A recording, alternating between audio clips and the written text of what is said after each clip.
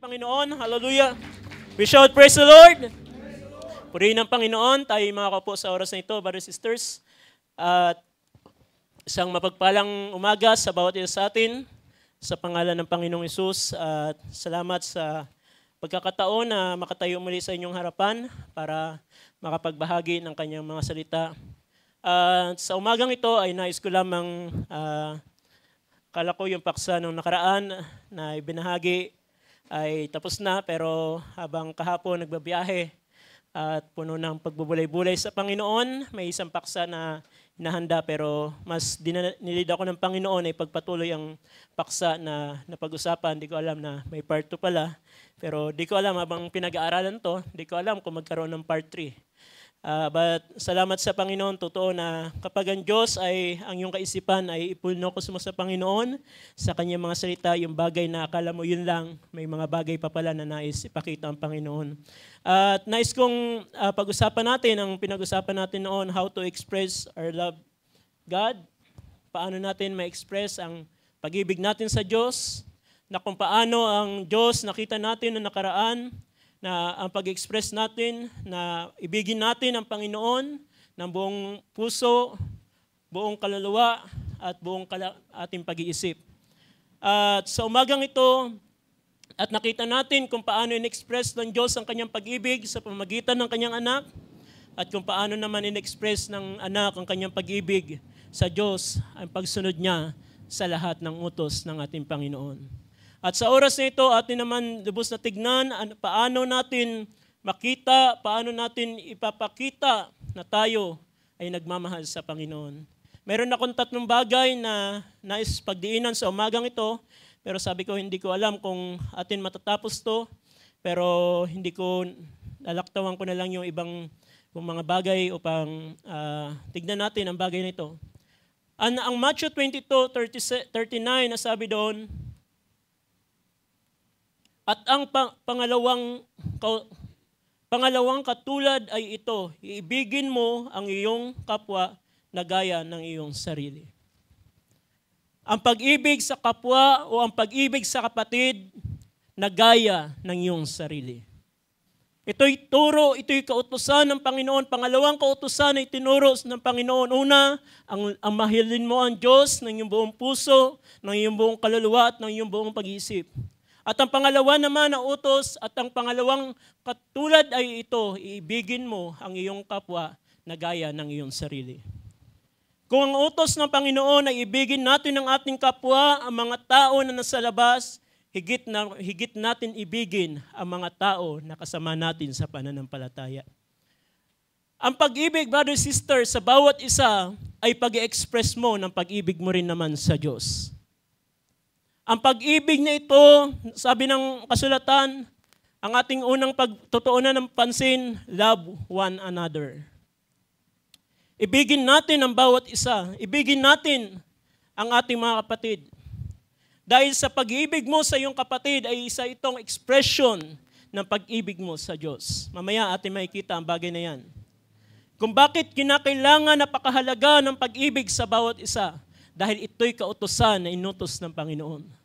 Na ang mga bagay na ito na ating gagawin, sa 2 utos na ito'y nauuwi ang buong kautusan at ang mga propeta.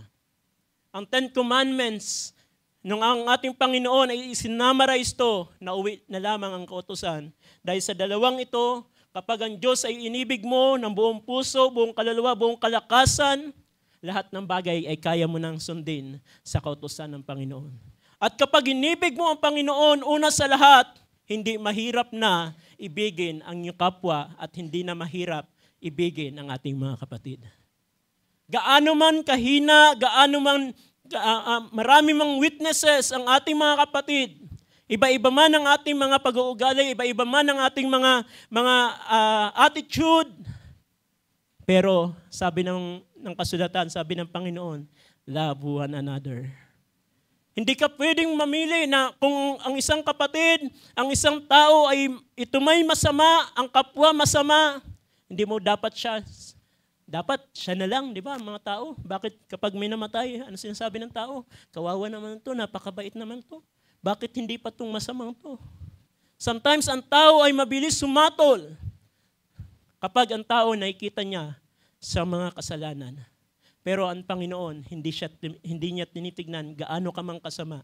Dahil kung tayo tinignan ng Panginoon sa ating kasamaan, sa ating kasalanan, hindi tayo karapat-dapat sa Diyos. Pero dahil sa kanyang pag-ibig sa atin, kahit gaano ka karumi, gaano ka kakasalanan, still pinili ka ng Panginoon, minahal ka ng Panginoon. Yan ang dahilan kung bakit tinuturuan din tayo yun ng Panginoon na sabi niya na mahalin natin ang ating kapwa.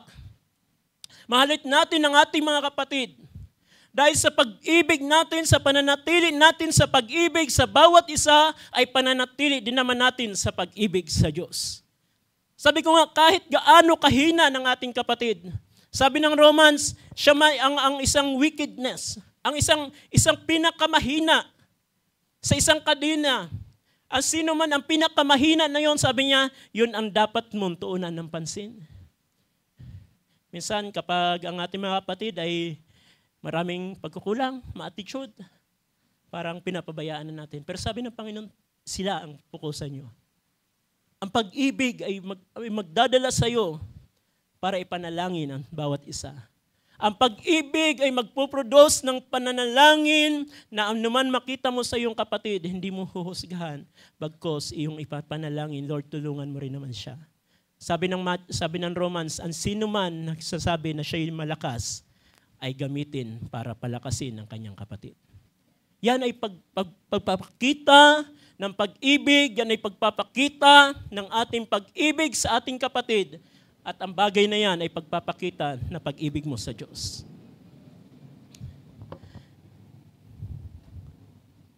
At sabi ng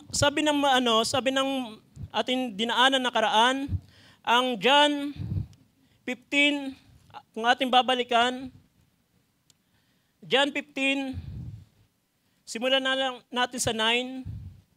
Ang sabi diyan,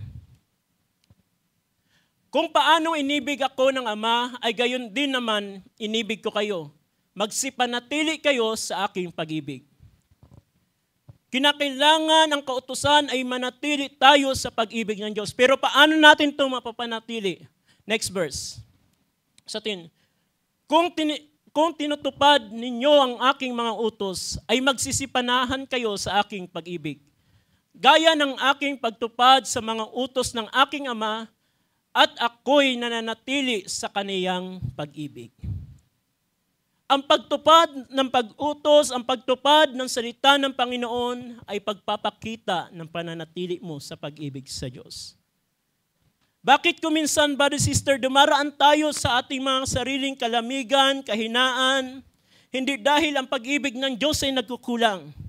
Kung bakit nadadama natin natila ang pag-ibig ng Diyos ay hindi na natili sa ating mga puso, ang dahilan ng bagay nito dahil hindi ang Diyos kulang ng kanyang pag-ibig, kundi kuminsan may mga bagay tayo nagagawa na hindi ito kalooban ng Panginoon.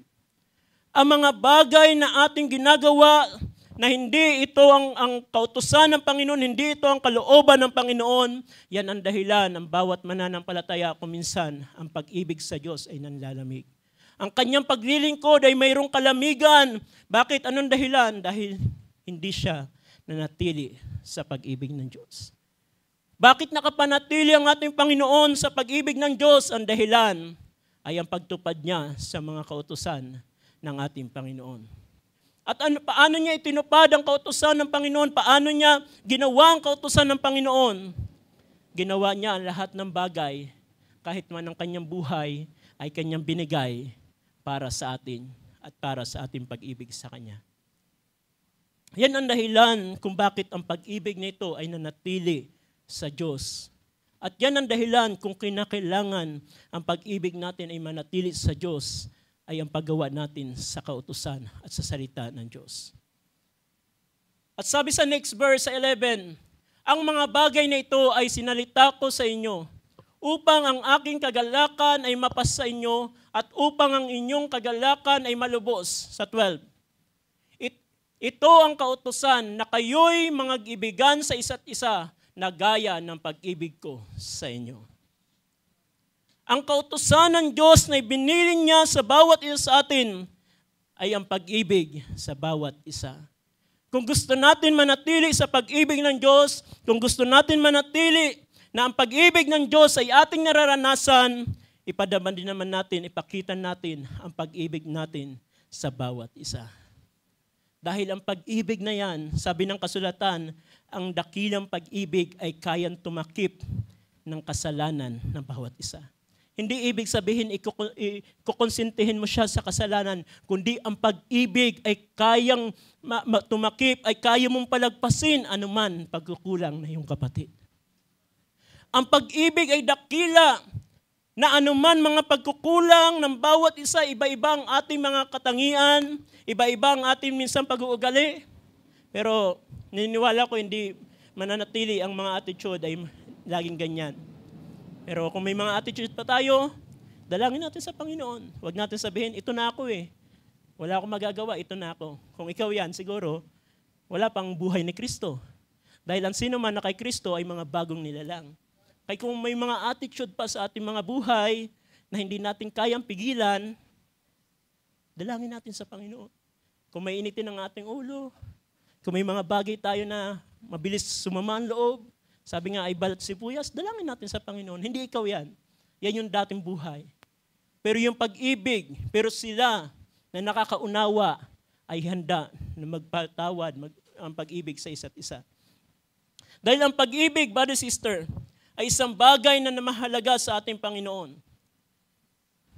Ang sabi ng John 13:34, isang bagong utos ang sa inyo'y ibinibigay ko, na kayo'y mga-ibigan sa isa't isa, na kung paanong inibig ko kayo, ay mga-ibigan naman kayo sa isa't isa. Isang bagong utos ang inyong ibinibigay ko sa inyo, na kayo'y mga-ibigan sa isa't isa, kung paano inibig ko kayo, ay mga-ibigan naman kayo sa isa't isa. Ang kautusan na yan, brother, sister, ang pag-ibig sa isa't isa, yan ay kautusan ng Diyos. Yan ay binili ng Diyos. Ang sabi ng Ephesians 5:2, at magsilakad kayo sa pag-ibig, gaya rin naman ng pag-ibig ni Kristo sa inyo at ibinigay dahil sa atin ang kaniyang sarili na hain at handog sa Diyos upang maging samyo sa harapan ng ating Panginoon. Ang naging halimbawa ng pag-ibig at ang isang example na ating makikita na natili sa pag-ibig ay ang pag-ibig ng ating Panginoon sa Diyos. Na handa niya ibigay ang lahat ng bagay kahit man ang kanyang buhay. Sabi doon sa John na ating binabasa 15, gaano kadakilang isang tao na ang kanyang buhay ay handa niya ibigay sa kanyang kaibigan. At sabi niya, mag-ibigan din naman kayo kung paano inibig ko kayo, kung paano si Kristo na umibig sa inyo na handa ibigay ang kanyang buhay. Anong klaseng pag-ibig ang tinuturo ng Panginoon sa atin? Isang pag-ibig na kung saan hindi mo titignan anuman ang mga kahinaan ng iba, kundi isang pag-ibig na nagbumubukal dahil sa pag-ibig ni Kristo na iyong nararanasan. Dahil kung ikaw ay nakakaranas at nananatili sa pag-ibig ng Diyos, mararanasan mo rin naman ang pag-ibig sa iyong kapatid. At higit sa lahat, kung ikaw ay nakakaranas ng pag-ibig ng Diyos at dumadaloy ito sa iyo, ikaw din naman makakaranas ng pag-ibig sa mga tao na wala pa sa Diyos. Ang pag-ibig na yan, brother, sister, ay isang bagay na gumagawa upang magawa mo ang mga bagay ng kalooban ng Diyos. At si Apostol Pablo ay nagsulat ulit sa 1 Timothy 4:9, tatapat tungkol sa pag-ibig, kapatid, ay hindi ninyo kailangan na kayo'y sulatan ng sinuman. Anong sabi niya? Tatapat tungkol sa pag-ibig, kapatid, ay hindi ninyo kailangan na kayo'y sulatan ng sinuman, sapagkat kayo rin ay tinuruan ng Diyos na mag-ibigan kayo sa isa't isa.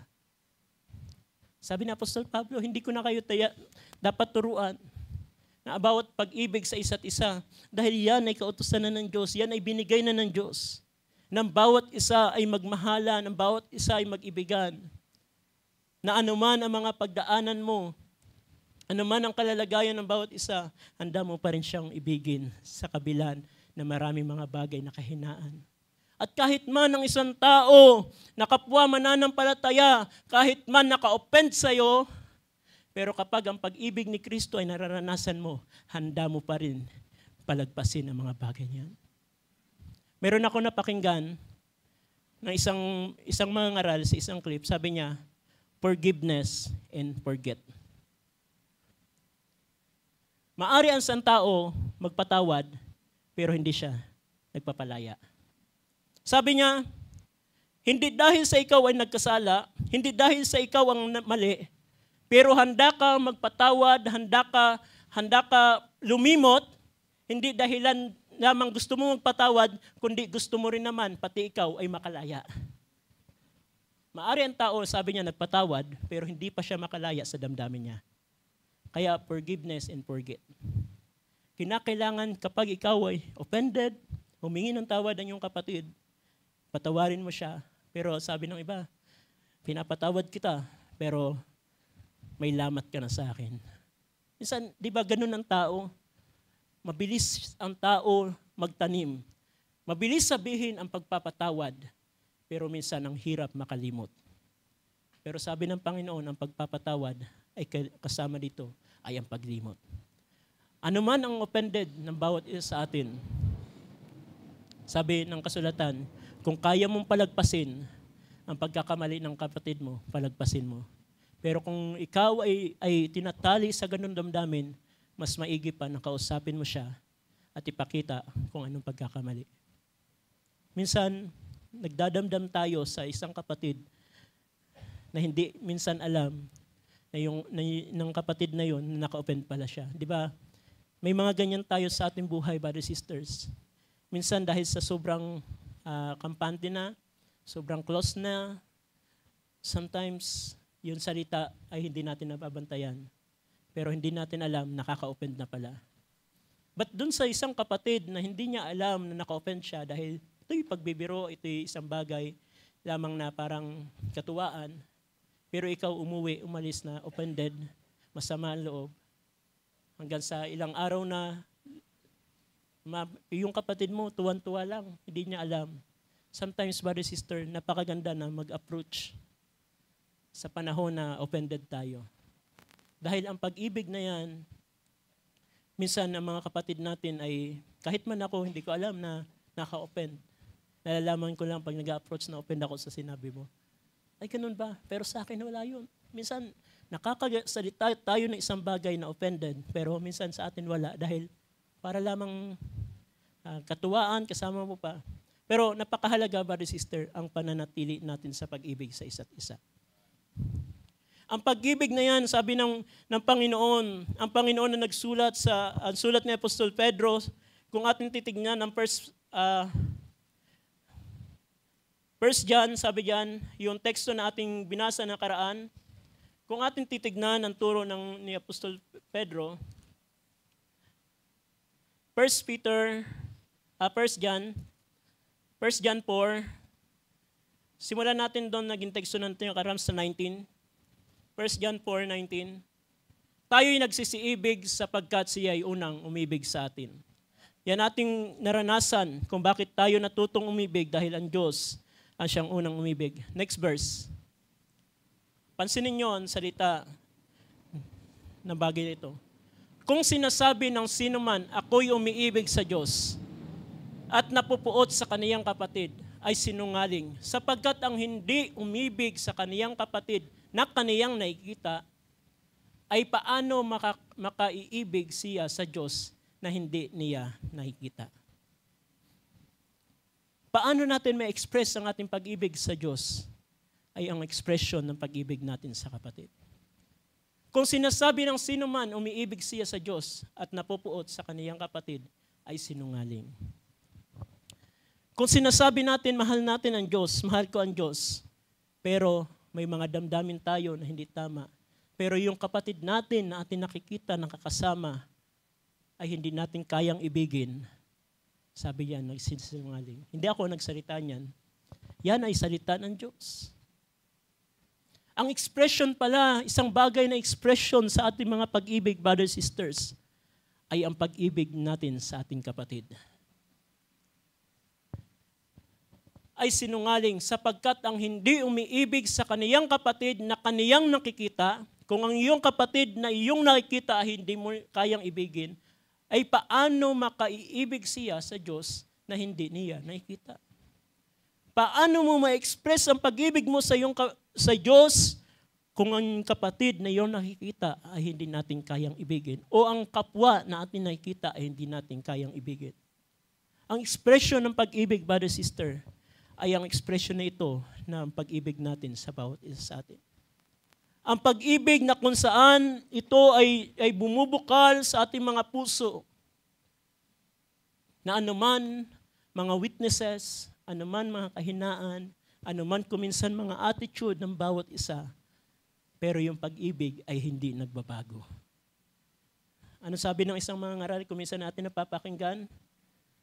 Kahit anong ayaw mo dyan sa iyong kapatid, sa ugali na yan, kuminsan sabi ng tao, ayoko na makita mo kanyan, di ka pa rin makakatakas dahil kung anak yan ng Diyos, hanggang doon sa langit, hanggang doon sa eternity, kasama mo yan. Kaya dito pa lang, yung bagay na hindi natin kayang mahalin, express na natin ang pag-ibig natin sa Kanya. Dahil tayo din ang mga kasama sa pagparito ng Panginoon at sa eternity na hinanda ng Panginoon. Kaya dito pa lang sa lupa, ang pag-ibig sa bawat isa ay expression ng pag-ibig natin sa Diyos. Paano natin ma-express ang pag-ibig natin sa ating mga kapatid? Ang sabi ng Galatians 6, ito ay sabi doon sa pagtatanim sa espiritu at sa laman, ay mag-aani sa laman. Pero sabi ng sanay na lamang, sabi yan, at huwag tayo mga pagod sa paggawa ng mabuti, sapagkat sa kapanahunan ay magsisipag-ani tayo kung hindi tayo nanghihimagon. Kaya nga, samantalang tayo may pagkakataon, ay magsigawa tayo ng mabuti sa lahat. At lalong-lalo na sa mga kasambahay sa pananampalataya. Kaya nga, samantalang tayo may pagkakataon, ay magsigawa tayo ng mabuti sa lahat. At lalong-lalo na sa mga kasambahay sa pananampalataya.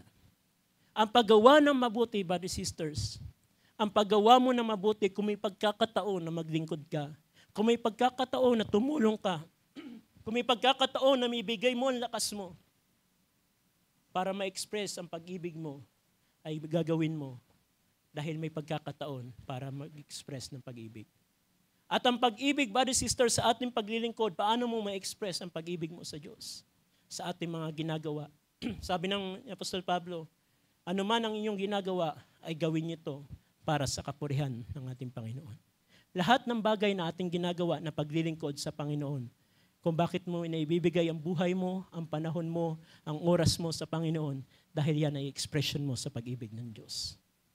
Kung tayo ay MC, song leader, ano man ang ating mga posisyon, ginagawa natin ang ating makakaya at may bibigay natin ang the best para sa Panginoon. Musician, backup singers, kung paano mo ipinaglilingkod, inilalaan ang panahon mo sa ministry na mayroon ka, yan ay expression mo sa pag-ibig ng Diyos.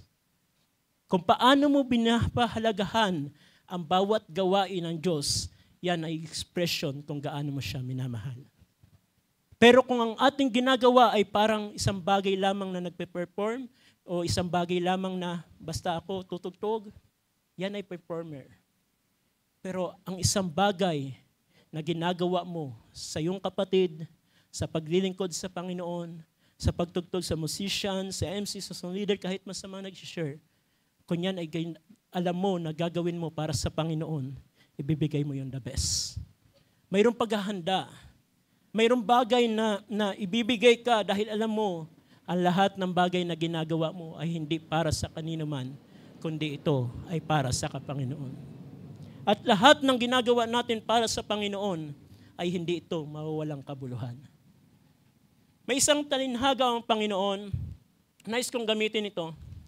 Sa Matthew 25, ang sabi ng Panginoon doon, ng panahon 25, I think nasa 30 yun.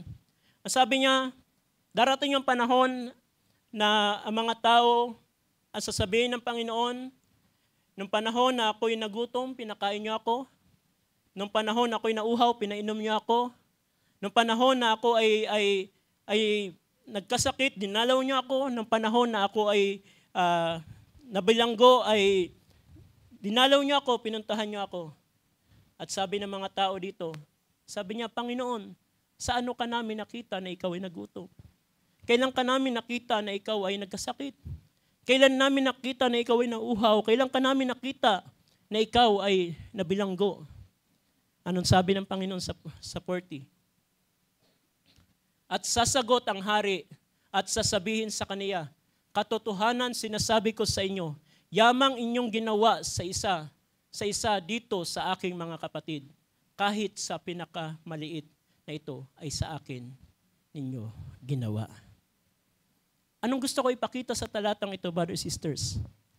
Na anuman ang ginagawa natin na expression ng pag-ibig natin sa paglilingkod sa ating kapatid, yan ay expression natin kung paano natin minamahal ang ating Panginoon. Dahil hindi mo kayang ibigin ang iyong kapatid kung di mo naranasan ibigin ni Kristo sa iyong buhay. Hindi mo kayang ibigin, gawa na mabuti ang iyong kapatid kung di mo naranasan gawan ka na mabuti ng Diyos sa iyong buhay. Hindi mo kayang ipatawad ang kasalanan, pagkakamali, pagkukulang na iyong kapatid kung hindi mo na-appreciate ang pagpapatawad sa iyo ng Diyos sa pamagitan ng ating Panginoon. Lahat ng bagay na ating ginagawa sa paglilingkod sa Panginoon, hindi yan mawawalang kabuluhan. Lahat yan alam ng Panginoon kahit man sa simple, sa pinakamaliit na kapatid na ginawa natin. Sabi nga ng Panginoon, ang sino man magbigay ng isang basong tubig sa pangalang propeta ay tatanggap ng reward na kagaya ng propeta. At anumang bagay, sabi ng Panginoon, ang mga bagay na ginawa niyo to, sabi ng Panginoon, sabi ng mga Hudyo dito, sabi ng mga kanyang mga alagad, kailan namin nakita ka? Nagutom, kailan ka namin nakita? Nauhaw. Pero ang sabi ng Panginoon, ang ginawa niyo sa aking kapatid, o kahit man sa maliit, ay hindi mawawalang ganti. Brothers and sisters, ang expression ng ating pag-ibig sa Diyos ay may express mo ito kung iyong na-acknowledge at kung iyong naranasan ang lubos na pag-ibig ni Kristo sa iyong buhay. Pero hindi mo mabibigay ang lubos na pag-ibig mo sa Diyos kung hindi mo lubos naranasan ang paggawa ng kanyang pag-ibig sa iyong buhay. Antimo, kahit ang maliit na bagay ay kaya mong palagpasin at kaya mong maglingkod at kaya mo gawin para sa Panginoon dahil sa pamamagitan ng bugso ng pag-ibig. Kaya anong unang ating pinag-usapan? Love one another. Ang pag-ibig sa isa't isa, marami pang mga talata na pwede natin basahin. Tatapos na yung oras ko. Sabi ko nga, 3 bagay nito. Pero hindi na natin kayang puntahan. Siguro next time, yung 2 bagay. Ang 2 bagay na aking gustong tuunan ng pansin, pero ngayon ay hindi na natin mapagdaanan, pagtanggi sa sarili at ang pagpasaan ng krus. But ngayon, hindi ko na mabibigyan ng pansin dahil dito pa lang atin sa bawat isa, ang expression pa lang sa ating pag-ibig sa ating mga kapatid. Ang expression ng pag-ibig natin sa bawat isa ay siyang expression na kung saan ating naranasan ang pag-ibig ng Diyos. Kung paano ang Diyos, paano ang Panginoon, hindi tinignan ang ating mga pagkukulang, hindi tinignan ang ating mga pagkakamali, kinakailangan ng pag-ibig na rin naman yun ay ma-express natin, iparanas natin sa ating mga kapatid. Alam niyo si Pedro, siguro ito yung last. Sa buhay ni Peter, ang buhay ni Pedro, 3 times niya pinagkanulo ang ating Panginoong Jesus. Pero si Pedro, makikita natin yung agresibo kung paano niya minamahal ang ating Panginoon nung siya'y kasama niya. At sabi niya, kahit ng buhay ko, ibibigay ko sa iyo. At sabi ng ating Panginoon, Pedro, darating ang panahon, 3 beses titilaw kang manok. Hindi titilaw kang manok hanggat hindi mo ako pinagkanulo. At si Pedro ng panahon na yon, pinagkanulo niya ang Panginoon. At nagkaroon ng damdamin sa kanya na hindi tama. At nasaktan siya, lumayo siya, na tumatangis dahil alam niya yung pag-ibig niya ay sa ganung bagay ay hindi niya nabigay. Pero alam niyo ba, nung ang Panginoon ay nagpakita sa kanila habang sila nangingisda, ang sabi ng Panginoon doon, Pedro, iniibig mo ba ako sa lahat ng mga bagay nito? At sabi niya, Panginoon, alam mo na iniibig kita. 3 times tinanong si Pedro kung mahal niya ang Panginoon. At anong sabi ng Panginoon? Tada sabi niya, yes Lord, alam mo na mahal kita. Sabi niya, pakainin mo ang aking mga tupa. At tinanong ulit siya ng Panginoon. At sa pangatlong pagkakataon, sabi sa kanya ng Panginoon, Pedro, mahal mo ba ako? At tila ang damdamin ni Pedro ay tila parang nasaktan o parang nagulumihanan o nalungkot. Bakit? Parang naisip niya, 3 times niya pinagkanulo ang Panginoon. Pero anong sabi niya? Anong expression niya? Sabi niya, Panginoon, alam mo, ikaw ang nakakaalam ng aking puso kung gaano kita iniibig. Sometimes, mahal na panahal ng ni Pedro ang ating Panginoon. Pero dahil kuminsan sa kahinaan ng laman, ay napagkanulo niya ang ating Panginoon. Pero hindi nawala ang pag-ibig ni Pedro sa ating Panginoon. Sometimes, brothers and sisters, nakakagawa tayo ng mga bagay na hindi kalooban ng Panginoon. Pero alam ng Panginoon kung ano ang nasa puso mo. Alam ng Panginoon kung ano, gaano mo siya minamahal. At alam ng Panginoon kung bakit mo nagawa ang isang bagay kung minsan dahil sa limitasyon na mayroon tayo. Pero nung si Pedro ay nakapanumbalik na, sabi niya, pakanin mo ang aking kawan. Parang gusto sabihin ng Panginoon, dahil sa pag-ibig na yan, ay ingatan mo, alagaan mo ang aking mga kawan. At sa ganung bagay, brothers and sisters, may kita natin yung pag-ibig ni Pedro sa ating Panginoon. At nung ang Panginoon ay nawala na, at nung ang Espiritu ay dumating sa kanila, una si Pedro, ang nag-testify ng gawa ng ating Panginoon. At sa huling mga araw na ito, brothers and sisters, atin may kita kung paano mo ma-express ang pag-ibig mo sa Diyos, kung paano mo ma-express ng higit ang pag-ibig sa Diyos, kung iyong kikilalanin na ikaw na hindi ka ibig-ibig, pero inibig ka ng Diyos. Ikaw na mahina, maraming pagkukulang, maraming pagkakasala, pero still, pinili ng Diyos na ibigin ka niya. At ikaw na nakaranas ng pag-ibig ng Diyos, ang pag-ibig na yan ay dadayoloy din naman para ibigin natin ang bawat isa sa atin. Sa anuman sitwasyon, sa anuman kadahilanan, anuman mga kahinaan, anuman mga bagay na pagkukulang ng bawat isa, piliin mo pa rin na umibig. Dahil ang tao, sa panahon natin, ang tao kuminsan ay ang iniibig lamang ang mga tao na umiibig sa Kanya. Pero sa bawat mananampalataya, hindi ang sino man, hindi ang gusto mo lang ibigin, kundi sabi niya, love one another. Paano ko ba siya ibigin? Dami niyang pagkukulang sa akin, ang dami niyang offended sa akin. Tignan mo lang ang pag-ibig ni Kristo sa iyong buhay. Marami kang offended, marami kang mga bagay na nagawa sa Panginoon, but still, sabi ng Panginoon, I love you. Minamahal pa rin kita. Sa kabila na marami kang mga kahinaan, pinili pa rin ng Diyos na ibigin tayo. Dahil kung ang Diyos ay titignan ng ating mga pagkukulang, mga pagkakasala, hindi tayo makakatayo, hindi tayo makakalakad. Pero dahil ang pag-ibig ni Kristo na nahayag sa iyong buhay, sabi ng Panginoon sa John 15, kung bakit siya nanatili sa Ama, dahil ang pag-ibig niya sa bawat isa sa atin. At kung gusto natin manatili ang pag-ibig ni Kristo sa ating mga buhay, love one another.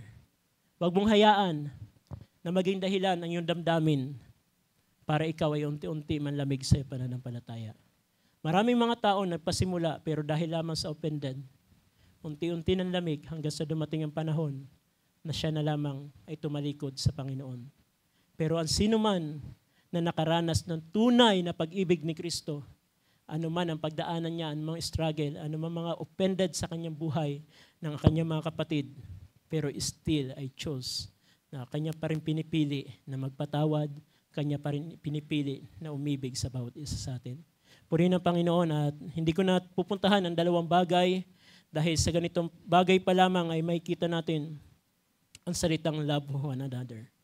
Sabi ng Panginoon, paano mo maibig ang Diyos na hindi nakikita kung ang iyong kapatid na nakikita ay hindi mo kayang ibigin.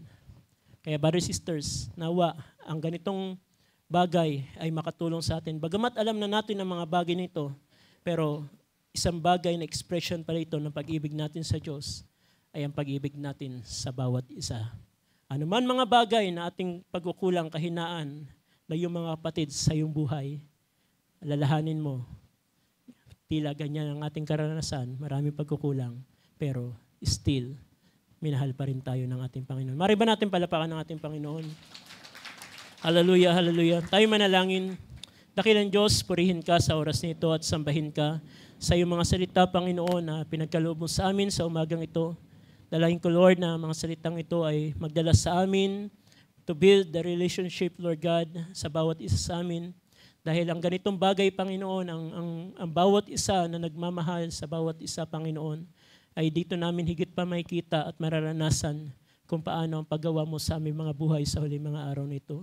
Lord, dalangin ko kung may mga bagay man na damdamin na hindi tama, nawa ang mga salitang ito, Lord, ay makatulong. At kung dumating man ang mga panahon na kami ay maging ma-offend ng sino man, Panginoon, alalahanin namin na kung paano kami, Panginoon, naka-offend sa iyo, kung paano kami nagkasala sa iyo, kung paano kami na mga may hina, Panginoon, ay yung pinatawad at inibig. Pinili mo, Panginoon, kahit man ang sino man na pinakamasama sa mundong ito.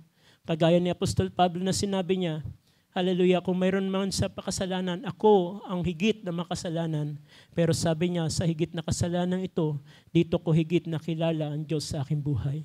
Lord, na-appreciate namin ang bagay na ginawa mo sa amin sa kabila na hindi kami karapat-dapat, hindi kami kaibig-ibig, ngunit pinili mo na ibigin ang bawat isa sa amin. Kaya Lord, bayaan mo ang ganitong inspirasyon ng pag-ibig mo sa amin ay ma-express din naman namin to sa pag-ibig namin sa aming kapatid na ito'y pag-express din naman namin kung paano namin nakita ang iyong pag-ibig sa aming mga buhay. To God be all the glory, Lord God, sa lahat ng bagay nito na iyong pinagkaloob sa amin sa pangalan ng Panginoong Kristo Jesus. Amen, amen. Ating palapakan ng ating Panginoon. Hallelujah.